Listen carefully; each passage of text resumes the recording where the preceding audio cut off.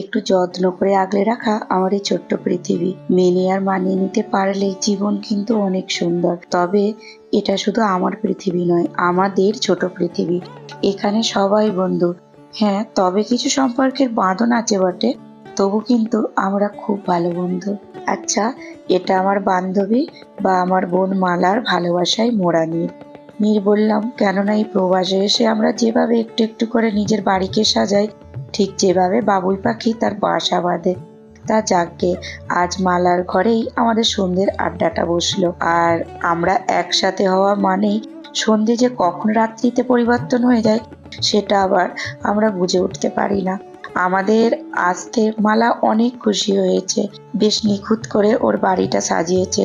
সবই ওর নিজের পছন্দের মতন করেই বাড়ির প্রত্যেকটা কোণাকে সুন্দর করে তুলেছে। পল্লবী আর বৌমা দুজনে মিলে চা আর মুড়ি নিয়ে হাজির। আজ সব বান্ধবীরা একসাথে আসা হয়নি, তাই একজন একজন করে আসাতে আমাদের গল্পের আসর আস্তে আস্তে জমতে লাগলো।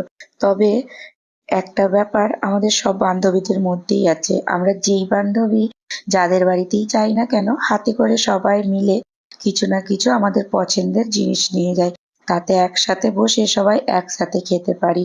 সব থেকে আমার এক বান্ধবী তিথি, ও আবার নিজের হাতে সবকিছু ভালোবেসে বানিয়ে নিয়ে আসে। তখন তো আবার আরোই ভালো লাগে একসাথে।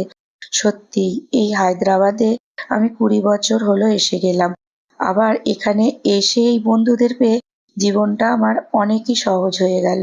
সুখ হোক বা দুঃখ, সবসময় আমি ওদের সাথে পেয়েছি, কখনো সাথ ছাড়েনি। আমার এই বান্ধবীরা সুখের চেয়ে দুঃখের দিনে কিন্তু বেশি পাশে থাকে, ওদের বেশি আমি পাশে পাই। সত্যি বলতে কি, অনেক অনেক ভালোবাসা দেখানোর চেয়ে একটু কথা বলা, একটু খোঁজ নেওয়া কিন্তু আমার বেশ ভালো লাগে। দিনভরা ব্যস্ততার মাঝেও কিন্তু খুশির একটা ঝলক দেখা যায়।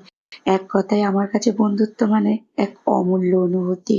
চলো, অনেক গল্প, অনেক সময় একসাথে বেশ কাটালাম। তারপর রাত্রের ডিনারটাও একসাথে সেরে নিলাম। এইবারে তো বাড়ি ফেরার পালা। আর হ্যাঁ, তোমরাও ভালো থাকতে ভুলো না।